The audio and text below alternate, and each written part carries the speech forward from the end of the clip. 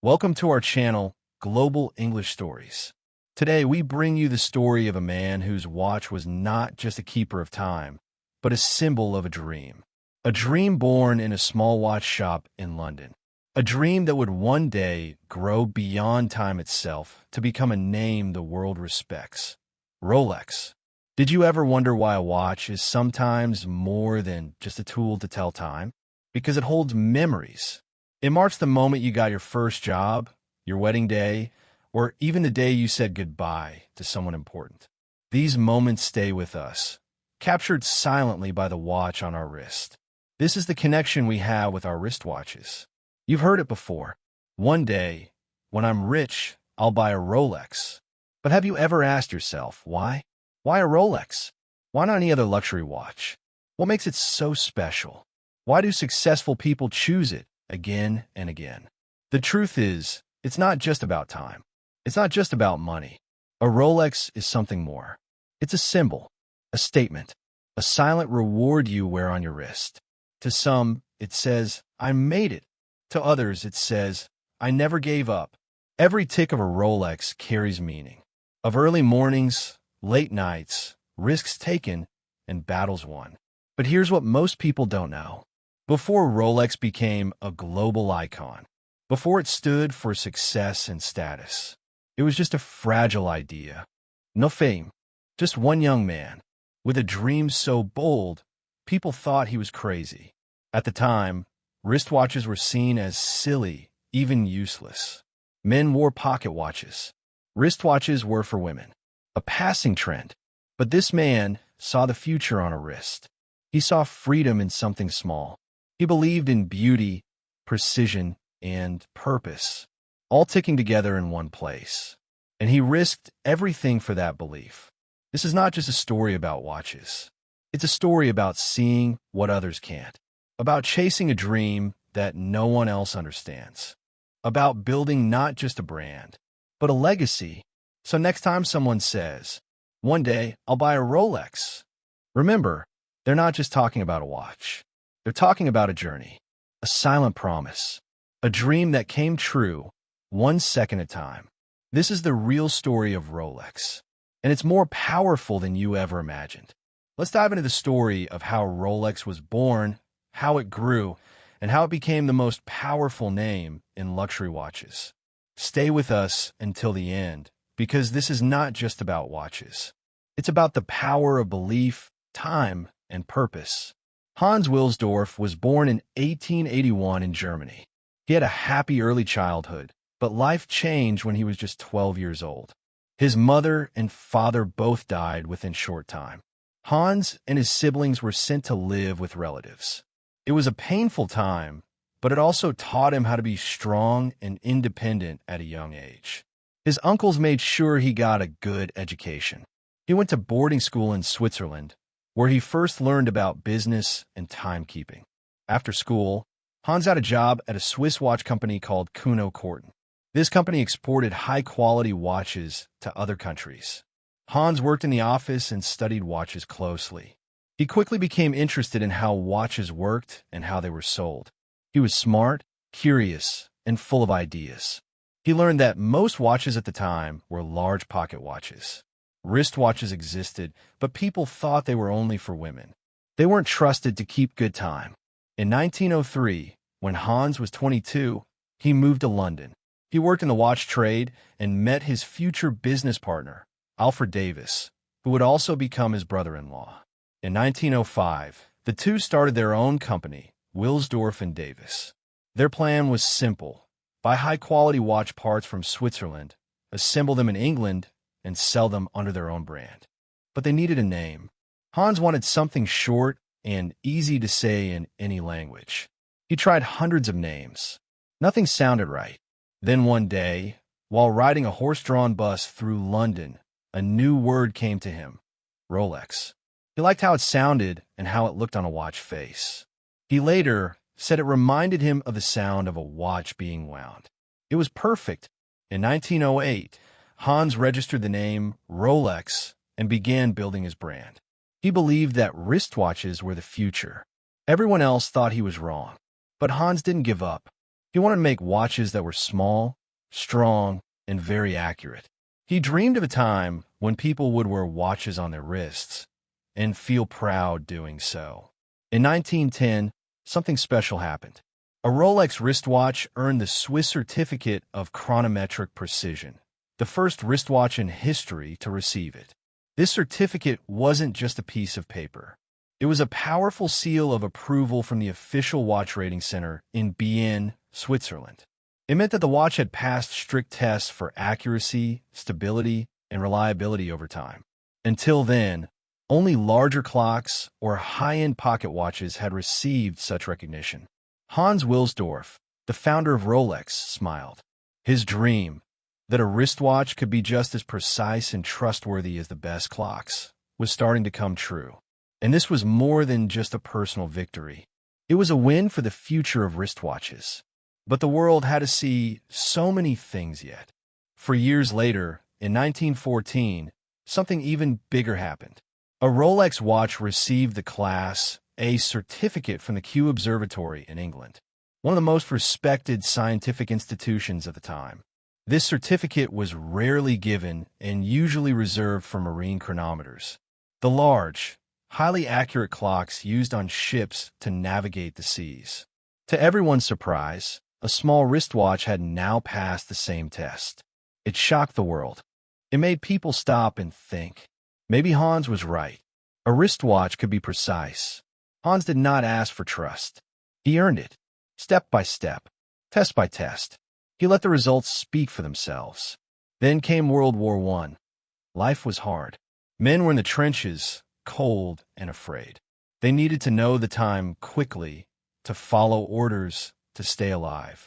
Pocket watches were too slow. So, soldiers began to wear watches on their wrists. And Rolex was ready. Rolex became more than a watch. It became a helper in hard times, a tool that gave people power, even in fear. Hans saw this change. He knew the world would never go back.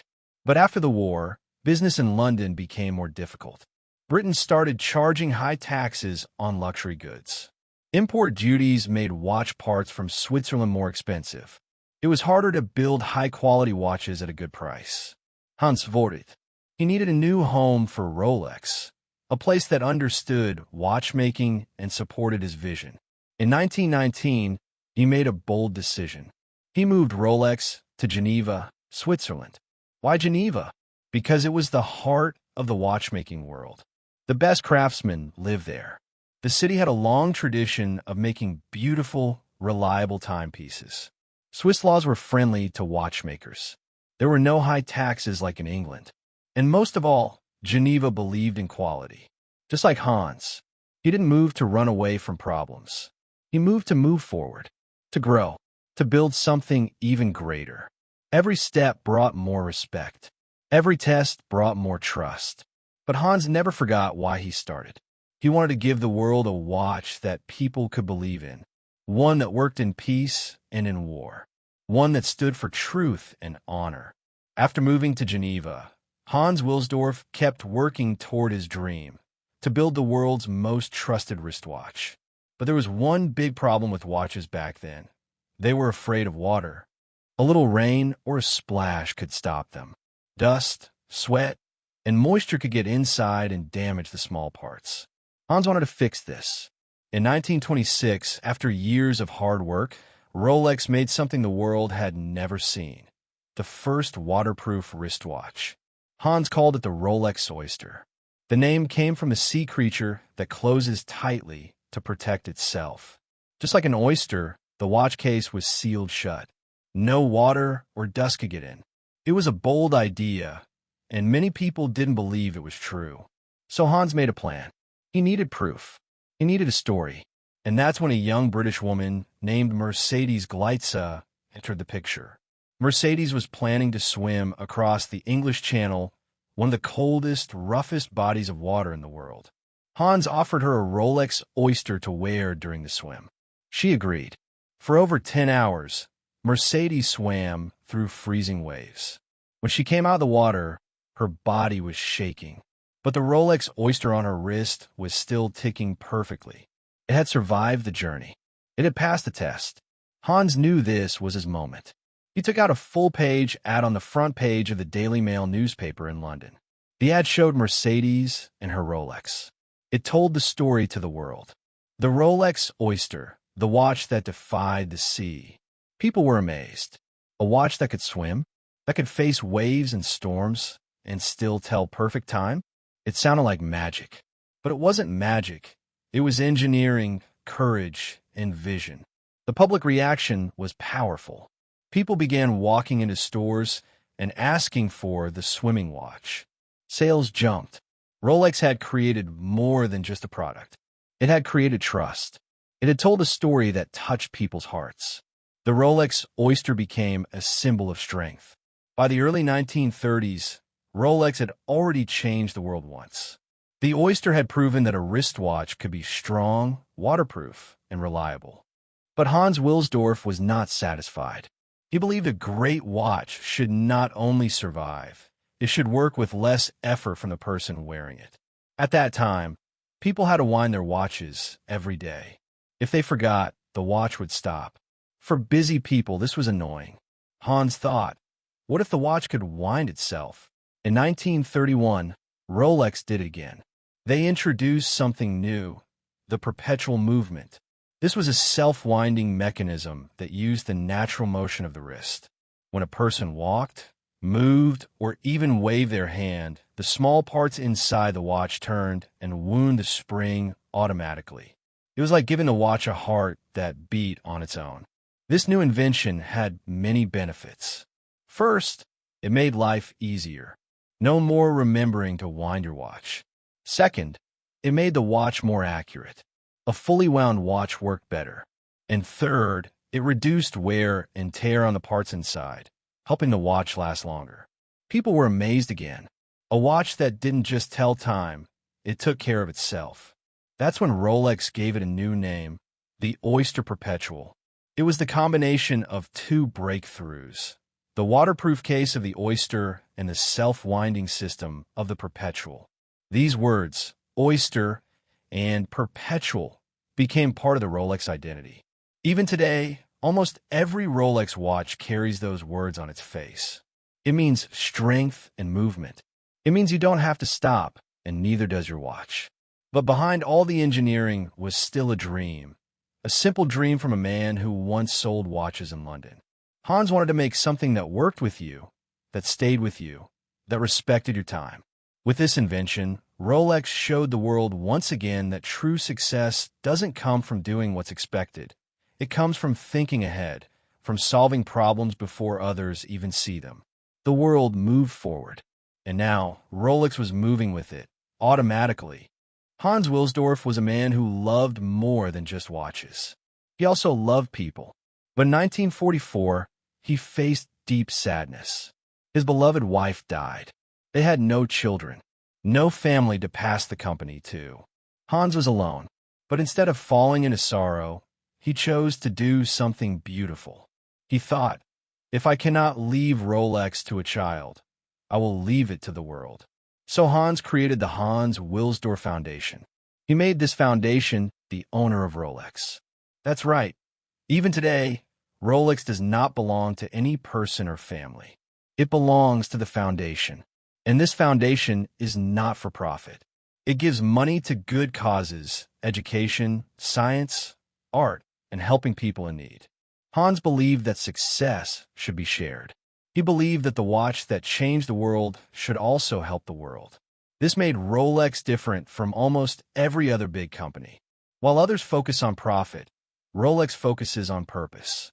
The company still works like a business, creating great products, keeping high standards, but the profits go toward helping people and building a better future. Hans once said, "Rolex is my life's work. I wanted to keep doing good, even after I am gone." And it does. Through the Hans Wilsdorf Foundation, his dream continues. His love for quality and kindness lives on, not just on people's wrists, but in their lives. By the 1950s, Rolex was already trusted by many people around the world. But Hans Wilsdorf and his team were not finished. They wanted to make watches for real-life heroes, people who pushed the limits of the earth, sky, and sea. This dream gave birth to some of the most iconic Rolex models the world has ever seen. In 1954, Rolex released the Submariner. This watch was built for deep-sea diving. It could handle high water pressure.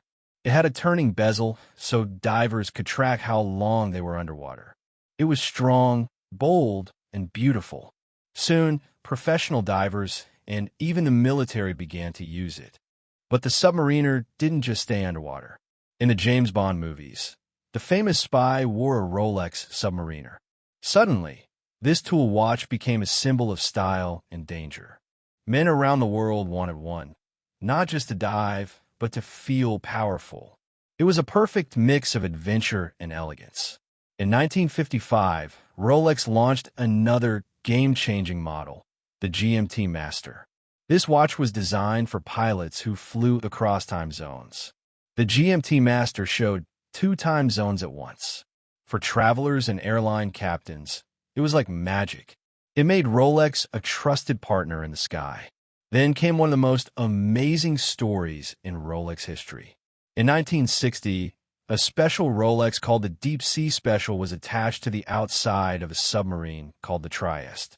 It went 11,000 meters down into the Mariana Trench, the deepest part of the ocean. The pressure there can crush steel.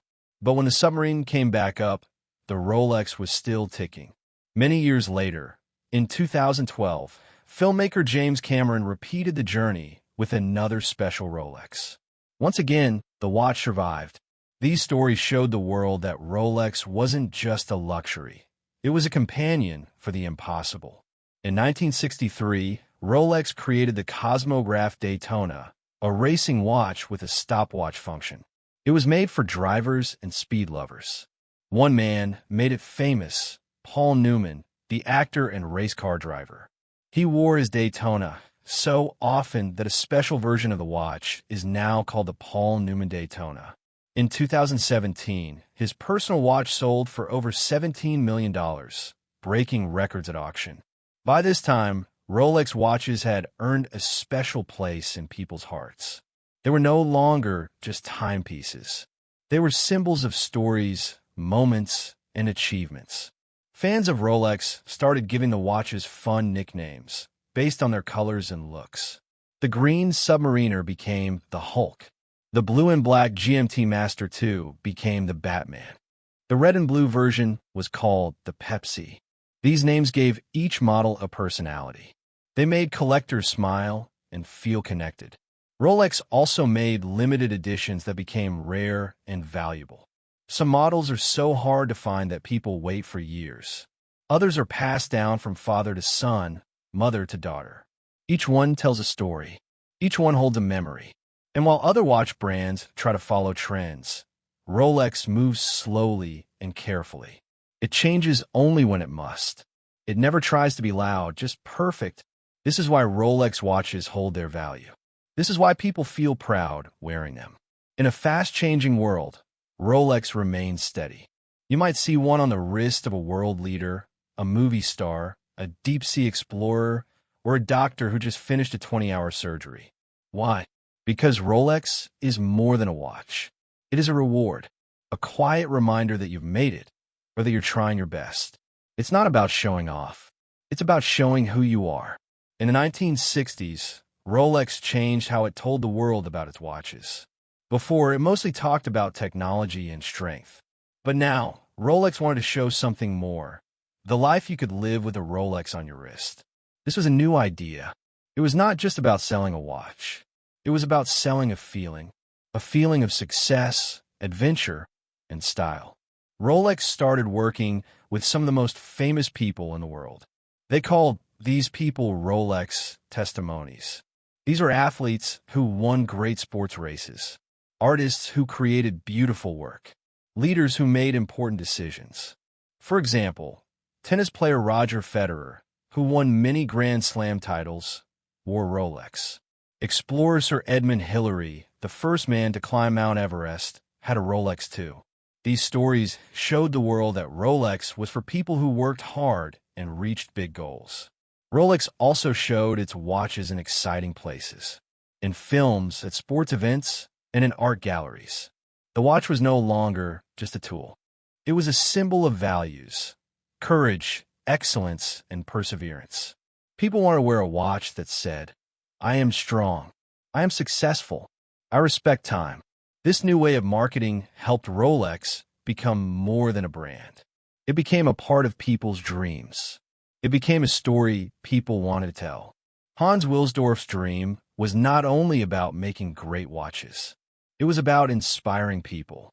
But now a question arises that why is a Rolex still so special today after more than 100 years? Why do people wait for years just to buy one? And why do these watches keep their value, even when they are used? The answer is in the way Rolex works. Every year, Rolex makes more than 1 million watches. That sounds like a lot, but compared to other watch brands, this number is actually quite small. Rolex does not want to make too many. They want every watch to be perfect. Rolex controls how their watches are sold. They sell mostly through special stores called official retailers. These stores are chosen carefully. Rolex never offers discounts. They believe their watches should keep their true value. This is different from many other brands that often lower their prices or have sales. Because Rolex watches are hard to find, many people want to buy them. Sometimes they wait a long time on a list just to get a chance. This makes Rolex watches more valuable and rare. The secondhand market, where people sell used watches, is also growing fast. Some Rolex watches become more expensive over time. Collectors and fans see them as treasures, not just watches. But Rolex is not just about making money or selling fast. The company believes in slow and careful innovation. They improve their watches quietly and steadily. Every new model keeps the classic design that people love with small changes to make it better. This focus on timeless style and perfect quality means a Rolex is not just for today. It is for a lifetime. It can be passed down from one generation to the next. This is the secret of Rolex's success in the modern world. It's not just a watch. It is a promise of precision, durability, and status. Wearing a Rolex means you carry a piece of history, craftsmanship, and passion on your wrist. And that is why, even now, Rolex continues to inspire millions of people worldwide. In a world full of smartwatches and fast technology, you might wonder, how can Rolex still be so popular? Why do people still want a mechanical watch when their phone or smartwatch can do much more? The answer is surprising. It is about more than just telling time. It is about emotion and tradition. Rolex watches are made with tiny moving parts, carefully built by skilled hands. This mechanical precision takes time, patience, and love. People feel connected to this. It is a link to the past, a reminder of human skill in a world that is often too fast. Smartwatches come and go. They need charging every day. They break or become old quickly. But a Rolex can last for decades, even a lifetime. It is not just a tool. It is a piece of art and history. In the race of technology, Rolex stands still, but in a powerful way. It proves that true success is timeless. Rolex does not only care about the past and present, it also thinks about the future. The company knows that to keep making great watches, it must help new generations of watchmakers learn their craft. That is why Rolex supports the Liddites Watch Technicum in the United States. This school teaches young people how to make and repair fine watches. It is a special place where tradition meets new skills. Rolex helps the school with tools, teachers, and support. But education is not the only way Rolex looks to the future. The company also started the Rolex Mentor and Protégé initiative. This program pairs young artists and creators with famous mentors. These mentors share their experience and help the new generation grow. By doing this, Rolex supports culture, creativity, and talent around the world. It is more than a watch company. It is a part of many communities, helping people follow their dreams. Rolex's investment in people and culture shows its deep belief. Success is not only about money or products. It is about giving back and helping others shine. This is the true spirit of Rolex, a brand that creates beauty and meaning in the world. As Rolex moves into the future, it will continue to inspire not just by its watches, but by its heart. We have traveled a long way in the story of Rolex. From the dream of a young man named Hans Wilsdorf, who believed in wristwatches when most people still use pocket watches, to a brand that is loved all over the world today. We saw how Rolex worked hard to be the best. It did this by creating strong, precise, and beautiful watches. Watches that could swim underwater, keep running without winding, and last for many years. But the story of Rolex teaches us that it's more than just watches. It is about precision, patience, and purpose. Precision means paying attention to every small detail. Rolex does not rush. It takes time to make a perfect watch. Patience means waiting and working hard, even when it is difficult. Rolex waited and worked for many years before becoming famous. Purpose means having a clear goal. For Hans Wilsdorf, that was to make watches that help people live their dreams. This story teaches us something important. Success does not come quickly or easily. It comes when we care about what we do, when we keep trying, even if we fail, when we believe in something bigger than just money or fame. If you want to reach your dreams, remember Rolex. Be patient, be precise, be full of purpose. Thank you for listening to this story. If you enjoyed it, please like this video, share it with your friends, and subscribe to Global English Stories for more amazing stories that help you learn English and inspire you. Your support means a lot. Together, we can learn, grow, and succeed. See you in the next story.